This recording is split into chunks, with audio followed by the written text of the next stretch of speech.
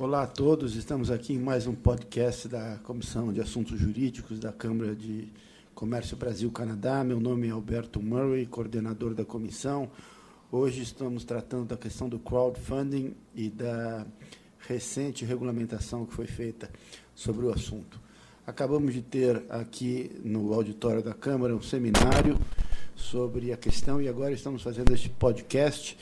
Estão aqui conosco José Eduardo Barros, Clerman de Penaforte Neto, Marco Poli e Diego Pérez, a quem eu passo a palavra para que debatam o assunto. Boa tarde.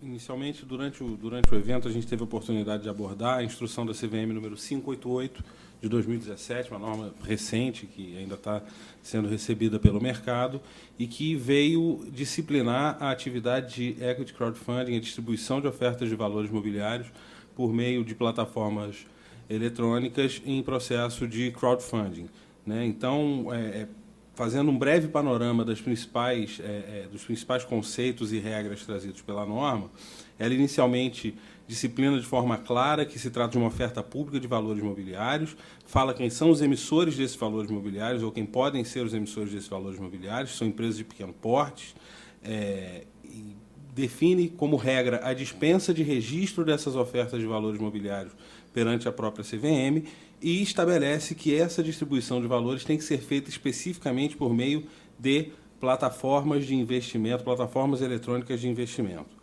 É interessante observar que a norma expressamente afastou a incidência das suas regras com relação a empréstimos concedidos por meio de plataformas eletrônicas sem emissão de valores mobiliários, entre pessoas físicas ou pessoas físicas com pessoas jurídicas, e também aquela captação, aquele crowdfunding tradicional que caracteriza doação ou quando o retorno do investidor consiste na oferta de algum brinde ou recompensa ou ainda de bens e serviços. Dentro dessas definições que a norma trouxe, a gente tem algumas que são especialmente interessantes. Primeiro, a plataforma eletrônica de investimento participativo, que é pessoa jurídica registrada na CVM para exercer essa atividade, especificamente de distribuição de ofertas de valores mobiliários em ambiente virtual com dispensa de registro. Quem são os emissores? Empresas de pequeno porte, assim consideradas sociedades constituídas no Brasil, podendo ser constituídas em diversos tipos societários, sociedades anônimas, sociedades limitadas, com receita bruta anual de até 10 milhões de reais no exercício social anterior ao da data da realização da oferta. Ela cria duas figuras que também são muito interessantes. Primeiro, o Sindicato de Investimento Participativo, que compreende um grupo de investidores vinculados ao investidor líder, que é outro conceito que ela cria, e esse investidor líder é uma pessoa natural ou jurídica que possua experiência de investimento e seja autorizada para liderar esse sindicato de investimento participativo. Com relação às regras da oferta, o valor-alvo máximo de captação é de 5 milhões de reais, você tendo aí a possibilidade de estabelecimento de um valor mínimo de 2/3 do total em oferta. O prazo para captação é de 180 dias, observando-se necessariamente um intervalo de 120 dias entre uma oferta e outra, e uma mesma oferta só pode ser realizada por meio de uma única plataforma de investimentos registradas na CVM. É assegurado também um direito de desistência do investidor no prazo de 7 dias a partir da confirmação do investimento.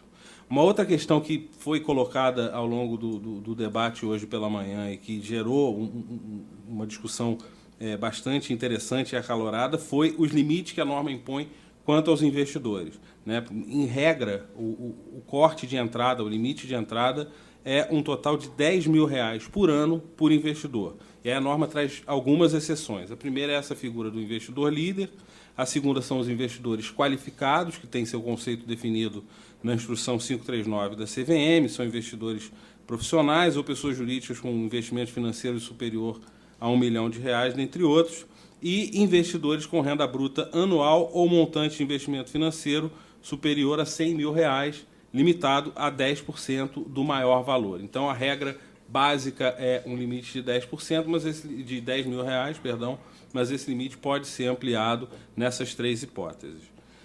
A norma trata também do pacote de informações que devem ser divulgadas durante a oferta para que o investidor tenha acesso a um conjunto de informações que lhe permita uma tomada de decisão segura.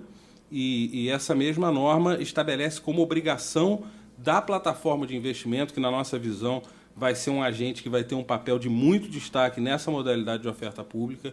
A norma estabelece um papel dessa plataforma de investimento na conferência da veracidade das informações disponibilizadas. Enfim, a gente entende que tem que ser feito todo um trabalho de due diligence por parte da plataforma de investimento com relação às informações que são prestadas por essas sociedades emissoras. Apenas para concluir, né, acho que é interessante a gente trazer as regras de transição que essa norma trouxe para aquelas plataformas que hoje já operam ofertas de valores mobiliários nessa modalidade crowdfunding. Então, o que a gente tem como regra geral? As plataformas que já tenham realizado essa modalidade de oferta pública têm até 120 dias da entrada em vigor da Instrução 588 para solicitar autorização. Após esse prazo, se elas não solicitarem autorização, não podem mais conduzir nenhuma oferta pública dispensada de registro. Essas plataformas que já tenham realizado ofertas públicas ficam autorizadas a conduzir novas ofertas, de acordo com a instrução, até que seja deferido o registro, e as ofertas públicas que estejam em andamento na data de publicação da instrução podem continuar nos termos em que foram publicadas, sem necessidade de ajuste para adaptá-las à instrução 588. Bom, essas são as linhas gerais da norma. Acredito que a partir daí a gente possa, os demais participantes possam aprofundar um pouco melhor cada um desses aspectos. Eu vou começar me apresentando. Meu nome é Diego Pérez, eu sou um dos fundadores da Start Me Up Crowdfunding. A Start Me Up é uma plataforma de crowdfunding de investimentos, cujo objetivo final é conectar startups de alto potencial de crescimento com investidores de inovação. Tá? A gente está operando a plataforma desde 2015, final de 2015, então a gente tem um pouco mais de 1 ano e meio de atuação. E o crowdfunding de investimentos no Brasil ele existe desde 2014. Tá? Fazendo um adendo aqui, eu também sou presidente da Associação Brasileira de Equity Crowdfunding, que a gente chama de Equity. E dentro da associação nós temos outras 3 plataformas ativas. Outras 2 de investimentos em startups, como a Start Me Up, e uma 4ª de investimentos em empreendimentos imobiliários, que também é uma inovação trazida pelo regulamento. Tá? Antes do marco regulatório, o crowdfunding no Brasil ele já era possível, já existia uma previsão que dava suporte para suas operações, com base na Instrução 400 da CVM, que é uma instrução normativa que regulamenta as ofertas públicas de valores imobiliários e de distribuição de valores imobiliários. E existia dentro da 400 uma regra de dispensa automática de registro quando o emissor fosse de pequeno porte. Né? Nesse caso, seriam empresas enquadradas como ME ou EPP, que são microempresas, empresas de pequeno porte, e que faturassem no máximo 3,6 milhões por ano. Tá? Era uma regra bem simplificada, não existia muito detalhe. Por um lado, era bom, porque a gente teve muita liberdade para poder criar o crowdfunding de investimentos da forma que a gente entendia que deveria ser, mas, ao mesmo tempo, ela também pecava ali por não ter regras específicas que pudessem trazer segurança jurídica para o investidor ou para o empreendedor, caso algo saísse do caminho originalmente traçado. Então, desde então, a gente buscou comunicação direta com o regulador. Nós nos organizamos, nós, plataformas e entusiastas que estavam interessados no tema à época, para tentar trazer um marco regulatório para a atividade, até porque aquele regime de dispensa automática, ele era, quando ele foi editado, ele não foi direcionado para crowdfunding, não existia sequer as redes sociais mais famosas quando ele foi editado a primeira vez, então não se pensava muito em investimento via plataformas de internet. Então, ao mesmo tempo, a gente também buscou essa regulação para facilitar a vida de quem opera esse mercado e para trazer também maiores volumes de investimento, né? Tentando atrair o interesse de investidores institucionais ou um volume maior de operações. Desde então, a gente passou por um processo de consulta pública que teve início em agosto de 2016. Ele correu ali e ficou aberto para inputs do mercado até dezembro do mesmo ano. E, recentemente, agora, desde 13 de julho de 2017, foi apresentado o marco regulatório, que o nosso colega aqui acabou de apresentar as regras em detalhe, que foi muito bem-vindo pelas plataformas, e a gente espera que esse mercado passe a crescer bastante com isso. Tá? Então, hoje, basicamente, qualquer tipo de empresa que tenha um faturamento de até 5 milhões pode recorrer ao crowdfunding, independente do seu modelo de negócio, de até 10 milhões, perdão, independente do seu modelo de negócio, independente do seu formato societário, pode ser uma sociedade limitada, pode ser uma SA. Houve uma sofisticação na emissão de novos títulos, né? Antes, como eram sociedades limitadas, elas estavam restritas à emissão de títulos híbridos, né? Que são aquelas dívidas que pagam em equity ou algo similar, mútuo conversível e etc. Agora trouxe uma sofisticação permitindo que os instrumentos de uma sociedade anônima, que já são mais consolidados e de melhor aderência para quem atua no mercado de investimentos, eles possam ser utilizados para triangular isso.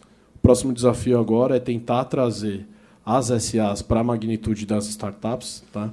Então, para que a gente possa dar volume para isso, é importante que essas startups também tenham facilidade para se constituir no formato de sociedades anônimas, e esse é o nosso próximo desafio. Já existe uma pauta em construção, em tramitação no Congresso para favorecer aí a criação da sociedade anônima simplificada, trazendo um tratamento diferenciado para aquelas empresas que tenham um faturamento diminuto ou de forma que talvez fosse difícil de cumprir as regras previstas no regulamento, na lei das SA, pelo seu tamanho e pelo seu porte. E, com isso, a gente imagina que esse mercado tem tudo para ocupar um grande espaço como formas alternativas de financiamento e capitalização de novas empresas. Bom, meu nome é José Eduardo e eu queria complementar um pouco aqui o que o Clerman falou no início sobre a norma. Na verdade, a CVM, ela, com a regulamentação do equity crowdfunding, ela vem exercendo, busca normatizar sua competência legal em cima de um contrato de investimento coletivo, enfim, um contrato em que alguém que tem uma ideia, um empreendedor que busca se financiar, passa a ter uma forma diferenciada e a vontade do legislador e a vontade da sociedade, uma forma mais simplificada, objetiva, de conseguir acesso ao dinheiro do investidor, a recursos de investidor, para, com esses recursos, canalizar para o seu empreendimento, gerando lucro para o empreendedor e gerando lucro também para aquele investidor que entra por meio dessa plataforma. No Brasil, a gente tem que pensar sempre que essas regulamentações da CVM, muitas vezes, elas vêm para dar resposta a anseios específicos da sociedade e, muitas vezes, também para dar resposta a crises e problemas ocorridos anteriormente com as tentativas de utilização de um determinado instrumento, ainda que já previsto, como era o caso, que você já tinha dispensa prevista para as ofertas públicas das micro e pequenas empresas, mas não era uma dispensa pensando num crowdfunding. Aliás, era uma dispensa que decorria diretamente da lei das micro e pequenas empresas, que dizia, à época, a lei complementar, que os órgãos públicos como um todo deveriam simplificar e facilitar a vida das micro e pequenas empresas.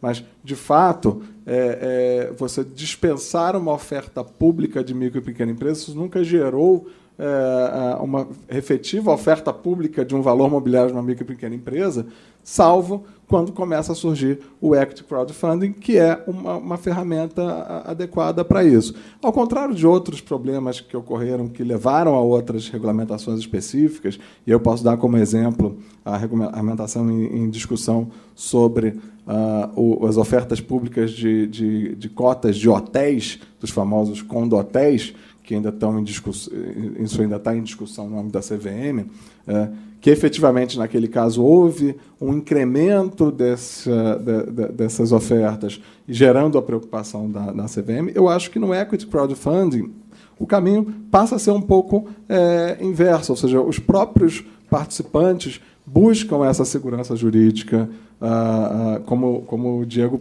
pode falar, ou seja, a própria associação das startups, ou a própria associação das plataformas busca a CVM e cria, de uma forma mais consciente, uma forma mais coesa, essa regulamentação. A pergunta é, será que essa regulamentação já é suficiente? Será que isso vai funcionar? Ou será que é uma regulamentação que vai enfraquecer o mercado? Bom, a resposta a essa pergunta, eu acho que só o tempo, a insistência dos empreendedores e a compreensão e a aptidão dos investidores é que vai dizer. Mas, na minha visão, e eu termino essa minha fala inicial, na minha visão, eu acho que isso é um ótimo início, pelo menos. Bom dia, meu nome é Marco Poli, eu sou investidor anjo em diversas empresas aqui no Brasil e no exterior. Sou membro de diversas redes de investidores.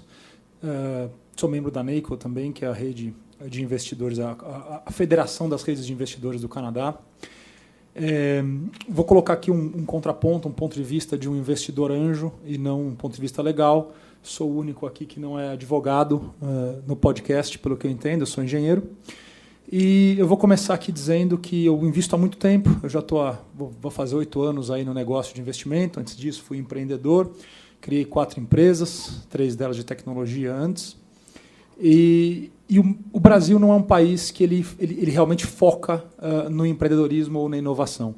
Ele é um país que é extremamente voltado, tudo que é feito no Brasil é pensado para as grandes empresas, herança das grandes exploradoras de commodities, das grandes extratoras, dos grandes cultivos, das grandes agropecuárias. Então, a gente, no dia a dia, sempre enfrenta a complicação de tentar nos adequar com empresas pequenas e inovadoras a legislações e regras e normas que não foram feitas pensando nela, foram feitas pensando nas grandes empresas.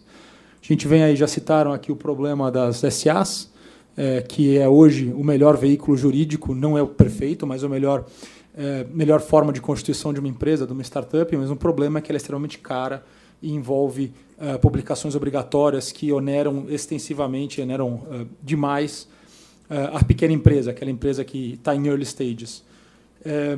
E aí, a partir daí, temos agora uma norma, que foi uma coisa muito boa para o mercado, não que a norma em si, o fato de ter que existir uma norma, acredito que não seja a parte boa da história. A parte boa é que nós estávamos numa zona cinza, ninguém sabia o que podia, o que não podia, estava todo mundo com medo de fazer ou não fazer, porque sabia-se que certamente viria uma regulação. A CVM tem competência para fazer isso, a gente sabia que ela viria fazer isso algum dia, então todos os investimentos na área estavam suprimidos, todas as atuações na área estavam naquele nível de risco proibitivo para muitos dos atuadores. Veio a norma foi positiva num aspecto, negativa em outros aspectos. Minha principal crítica à norma, além dela ser extremamente extensa, é que ela faz a limitação da quantidade do volume de capital que pode ser investido por pessoa, por período, e é uma limitação que é extremamente baixa, aí nos seus R$10 mil. Existem alguns carve-outs para essa limitação, mas que eu acho que não vai se aplicar a grande maior parte dos casos onde ela vai ser utilizada. Esses R$10 mil causam um problema muito sério, que é esse investidor fica incapaz de criar um portfólio. Investir em startups, investir nesse tipo de inovação é um negócio de portfólio. Ele precisa ser capaz de investir em um número grande de empresas. Nós ainda não temos esse número para o Brasil hoje, nenhum estudo foi feito a respeito, mas, por exemplo, o estudo da ACA, que é a Federação das Redes de Anjos Americanas, diz que você precisa investir em 50 empresas ou mais para que você tenha uma chance de 95% de ter 50% de retorno ou mais no seu portfólio por ano. O que significa que, se você investir em uma única empresa, a tua chance de perder todo o seu investimento é superior a 90% tranquilamente. Então, quando você fez essa limitação de R$10 mil para o público em geral, você criou um problema de que provavelmente esse cara vai conseguir investir num número muito pequeno de empresas ao longo do ciclo de investimento dele. Digamos aí, talvez 2, 3, 4 num ano, 2, 3, 4 num ano, ele não vai conseguir nem em 10 anos chegar ao número do benchmark americano, o que significa que ele tem uma chance muito, mas muito grande de perder todo o capital investido. Então, assim, ele protege de uma forma porque ele limita qual é o volume que essa pessoa física pode investir. Então, as chances dela ter um prejuízo muito grande com isso são pequenas, porque o limite é relativamente baixo. Em compensação, ela também limita em muito a chance dessa pessoa ganhar com esse investimento dessa forma.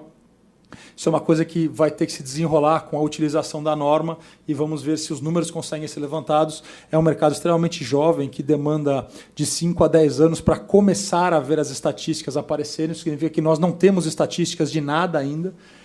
A minha esperança pessoal é de que a taxa de falha das empresas, onde nós investimos hoje no Brasil, seja significativamente mais baixa do que a taxa de falha das empresas que se vê hoje nos Estados Unidos, que foram um benchmark da ACA. Então, assim, existe uma chance boa de você não precisar, na minha opinião, de 50 empresas em portfólio para fazer sentido, mas talvez você precise de 10 empresas em portfólio para fazer sentido. Eu acho que dificilmente vai ser menor do que esse o número, mas, de novo, são meras especulações, minha inclusive. Então, essa foi a minha principal crítica à norma. A parte positiva é de que saiu da zona cinzenta, então quer dizer que agora nós sabemos exatamente qual é a regra. Agora, em compensação, o que não saiu da zona cinzenta ainda é o investimento anjo em si, sem a utilização da plataforma. Esse dispositivo que foi revogado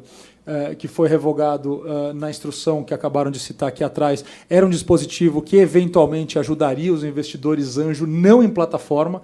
No caso, veio uma regulação que criou a regulação de plataforma e, ao mesmo tempo, cancelou uma norma antiga que poderia ser usada para aqueles que não estão se organizando em plataforma, que é o investimento anjo tradicional. É aquele que acontece em redes de anjo, geralmente acontece em auditórios, acontece em salas de reunião, onde empresas expõem ali as suas oportunidades para uma plateia de investidores que decidem geralmente investir em sindicato, entre aspas, né? Vários investidores desses resolvem se somar e fazer um investimento. Esse caso é um caso em que ainda está numa zona cinza e que eventualmente vão ser cobrados maiores esclarecimentos sobre quem são as pessoas nessa plateia de um eventual investimento.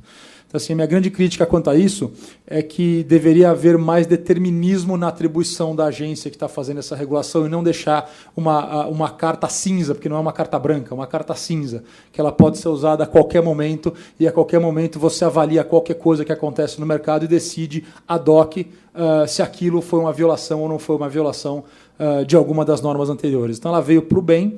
É a segunda melhor coisa que poderia ter acontecido. A primeira coisa, na minha opinião, seria a incapacidade de haver a regulação, não ter a capacidade de se regular esse tipo de atributo, mas é a segunda melhor que aconteceu, porque do jeito que estava era a pior possível, que era estarmos numa zona cinza total, com toda a insegurança de saber se um dia ela seria regulada e como viria essa regulação. Então, a regulação agora veio, ela está longe de ser perfeita, mas já saiu pelo menos da zona cinzenta. Quanto ao incentivo ao investimento, é ainda algo que a gente precisa ver como vai funcionar, porque ele é um ciclo longo. A gente vai começar a ver o resultado disso 5 anos para frente. Então, agora, esses investimentos que vão começar a entrar agora na nova norma, a gente vai começar a ver as falhas em 1 a 2 a 3 anos, porque no processo de investimento, as primeiras que acontecem são as falhas. As empresas que vão dar errado, elas geralmente dão errado entre seus 2, 3 anos de idade. Depois, você descobre que a empresa vai ser uma empresa que não vai nem crescer, nem quebrar, geralmente entre 4, 5, 6 anos, e essa empresa, que vai ser aquela empresa que vai te dar uma saída extraordinária e vai multiplicar teu patrimônio, ela costuma vir só depois do 7º ano. Então, é um ciclo muito longo para a gente descobrir qual vai ser realmente o impacto que essa norma vai ter nesse mercado de equity crowdfunding. Imediato, porque as falhas vêm rápido, então a gente provavelmente vai começar a ver as falhas que vão acontecer no intervalo de 2 a 3 anos, e isso já vai mostrar ou não se essa limitação de R$10 mil por pessoa investidora foi uma limitação realmente muito ruim ou não foi muito ruim.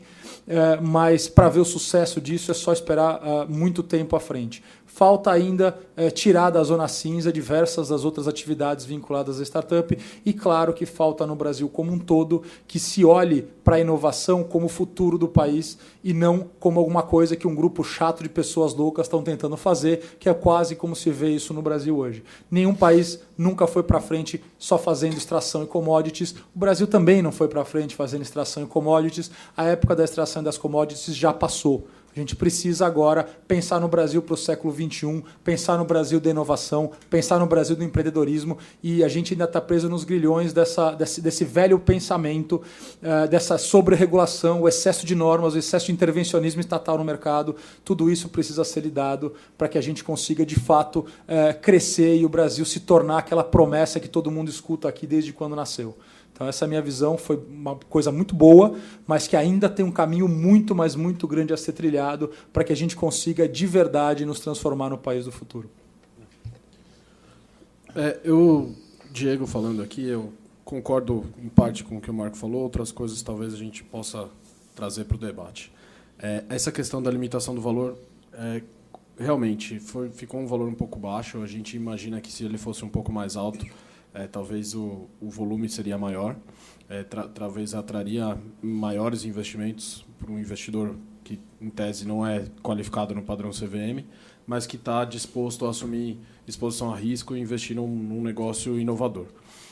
Ao mesmo tempo, a gente entende também que esse tipo de investimento ele não deve ser direcionado para pessoas que não estão preparadas a assimilar esse tipo de risco ou que carecem de conhecimento e necessitam de capacitação para assimilar esse tipo de formato.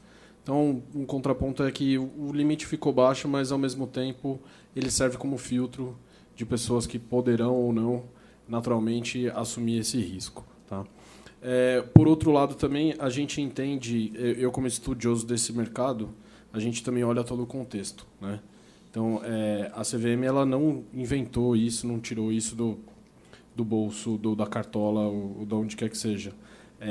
Ela segue diretivas da IOSCO, por exemplo, que é uma organização global que inclui as CVMs do mundo todo. Né? Então, dentro da IOSCO, eles têm grupos de estudo, eles direcionam as CVMs do mundo de como deve seguir determinados caminhos e etc. Então, alguns desses limites foram trazidos como sugestão do que já era praticado em outros países e do que vem funcionando em outros mercados. Tá?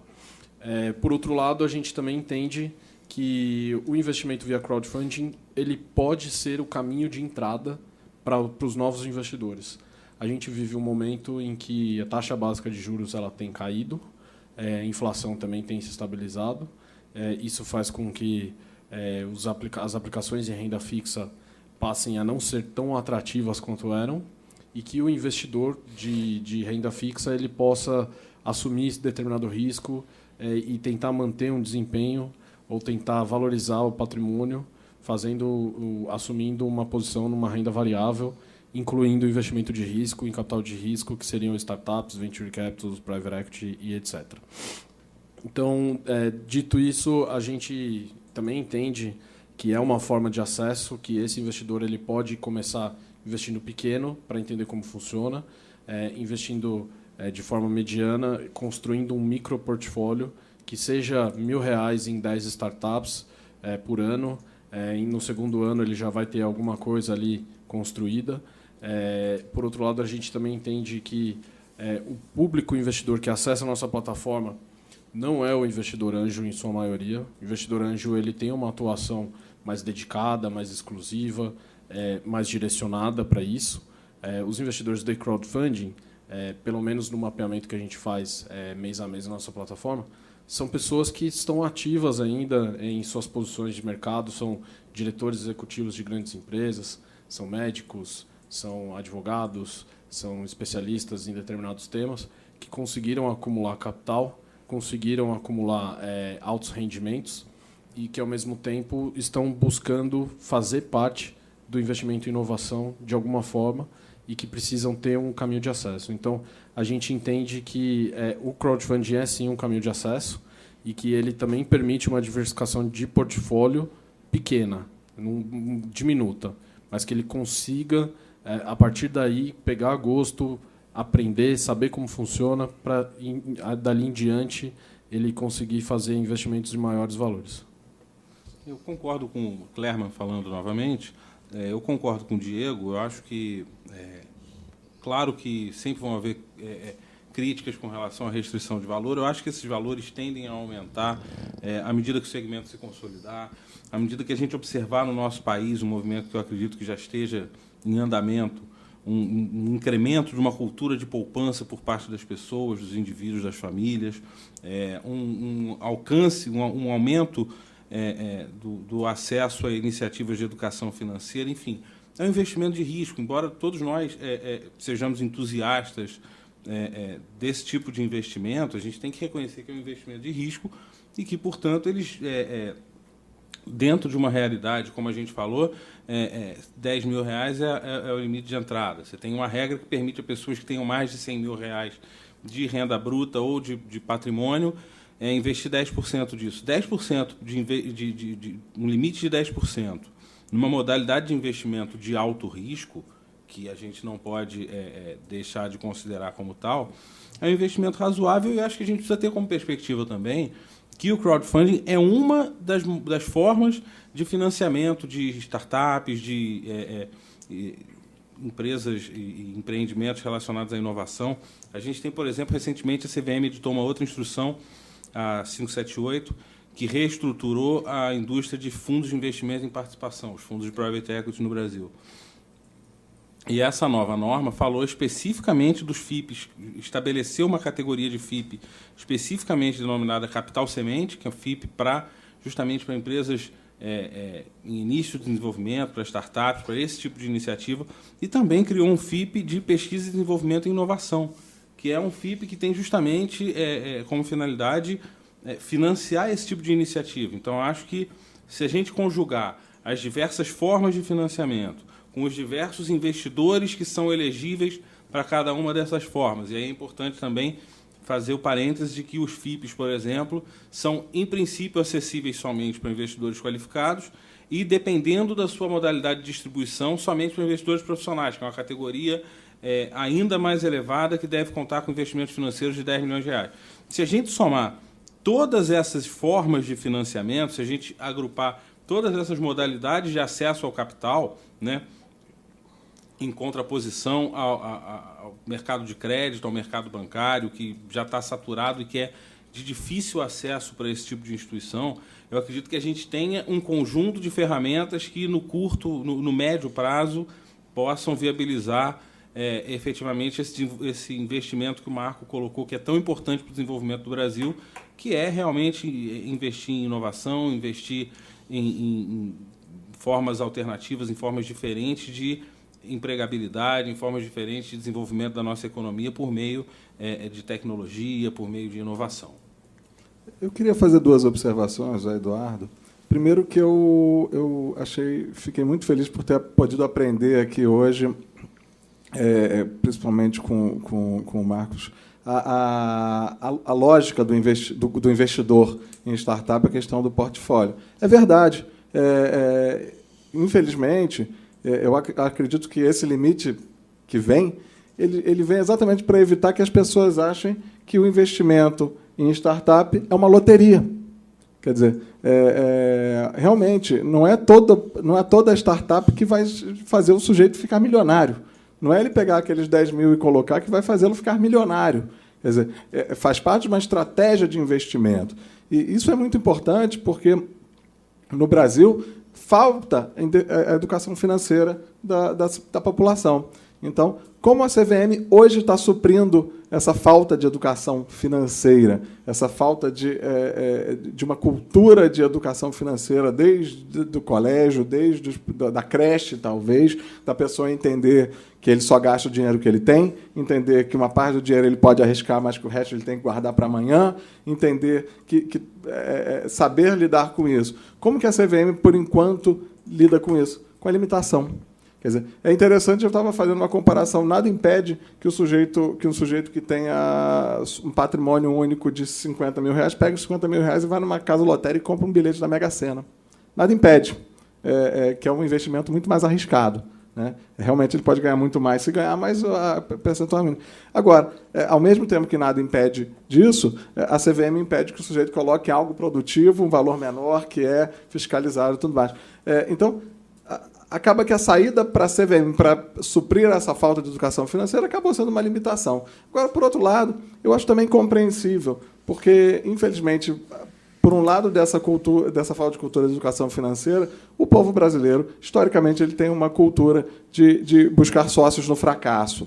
Então, nesse momento em que a CVM se arvora a entrar nessa porque tem competência e tudo mais, se arvora a baixar essa regulamentação, a CVM sabe que várias outras regulamentações que ela baixou, quando o investimento deu errado, quando o investidor teve prejuízo, o investidor buscou culpar não o insucesso do empreendimento, mas sim as potenciais falhas na regulação. Foi assim, por exemplo, com a regulação de investimentos em BDRs, em Brazilian Depositary Receipts, quando a norma inicial era, poxa, vamos fomentar o mercado, vamos facilitar empresas estrangeiras lançarem ações no nosso mercado, lançarem títulos no nosso mercado.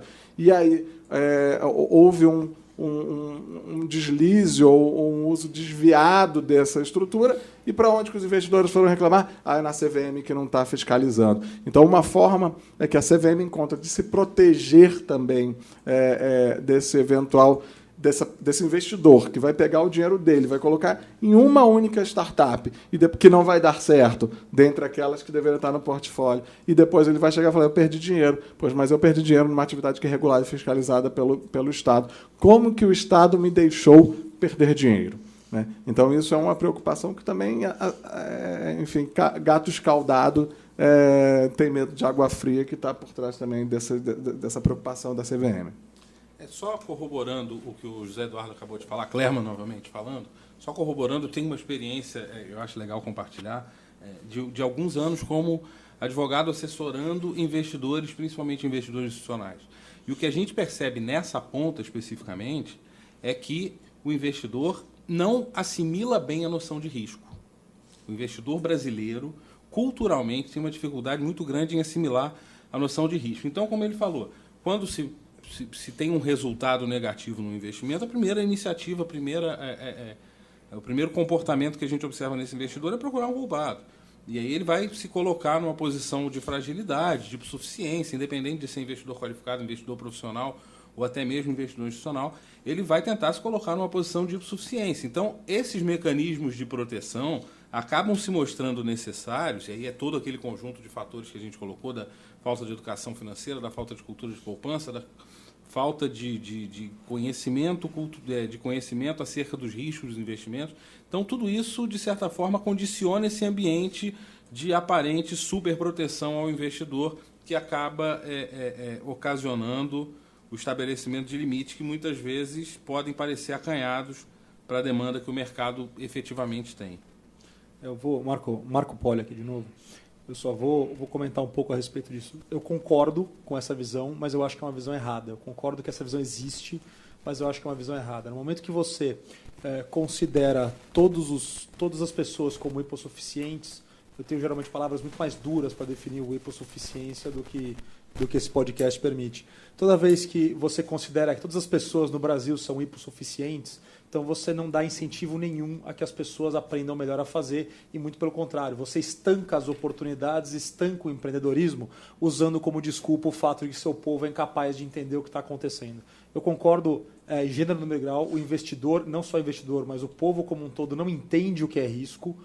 O risco é uma coisa que é extremamente mal compreendida, não é exclusividade do povo, não é exclusividade do hipossuficiente, isso é absolutamente geral e restrito, e a gente está falando só de sociedade brasileira. A sociedade brasileira isso é claro, mas existem diversos outros lugares do mundo que ele também não é compreendido. O risco, ele sempre tem que vir atrelado a um potencial de retorno. No momento que você estanca o risco, você automaticamente estanca o retorno. Então, assim, você está tirando a possibilidade daquela pessoa que quer tomar esse risco e sabe o que está fazendo de tomá-lo.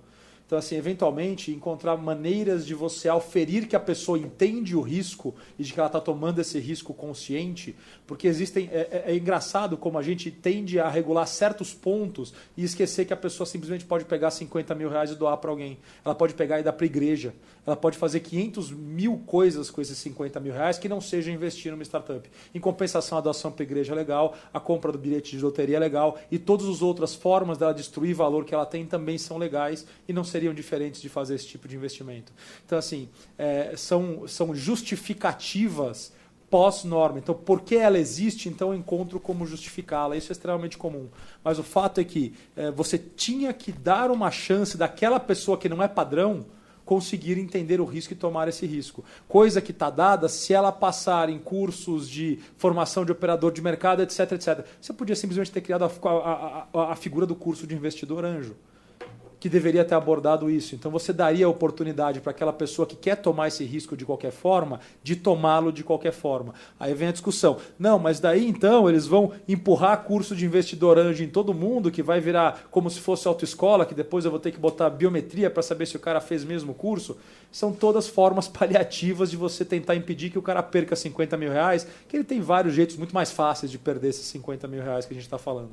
Então, assim, é o tipo de coisa que você criou uma limitação porque você acha que esta é uma forma, existem 1000 outras formas dele perder esse dinheiro, só que essa forma podia contribuir para o país. Então você acabou de colocar uma tampa na única das 49.999 outras que podia de fato gerar mais inovação, mais empreendedorismo, mais dinamismo para o mercado. Então, assim, eu questiono muito o fato de que eu posso fazer o que eu quiser com o meu dinheiro, eu posso fazer absolutamente o que eu quiser. No fato, quando você cria uma norma que limita o quanto do teu dinheiro você pode usar, você está tirando o meu poder de fazer o que quiser com o meu dinheiro. Então, é isso que eu faço de contraponto a esse argumento. Eu concordo com você, Clerman, novamente, eu concordo com você, mas eu acho que isso importa numa mudança cultural, numa mudança de educação, que infelizmente ainda tá distante, mas realmente concordo com você. Tirar investimento do setor produtivo quando você admite diversas outras formas de queimar dinheiro, digamos assim, em português claro, não parece razoável, mas a realidade que a gente tem para lidar hoje em termos de norma é essa, e acho que a gente precisa, como a gente falou, não é uma norma perfeita, a gente precisa trabalhar para ver como o mercado vai assimilar essa norma, como o mercado vai assimilar essa realidade regulatória, e acredito que, a partir disso, haja um potencial de crescimento muito grande ainda a ser explorado por todos que são agentes atuantes nesse segmento. Só um último adendo, Diego, falando aqui. Essas questões culturais realmente são muito difíceis de serem superadas, e eu não enxergo outros mecanismos mais ágeis para fazer isso do que incentivo ou renúncia fiscal, né? Se você trata o investimento de risco de uma forma diferenciada, em que você pode compensar eventuais perdas do imposto a pagar ou deduzir investimento produtivo também do imposto a pagar, talvez você consiga diminuir essa percepção de risco ou de cultura negativa de investimento em capital de risco e trazer os investidores para isso, porque de uma forma você supriu o psicológico dele, né? Bom, se eu perder aqui, mas pelo menos eu compensei no imposto a pagar.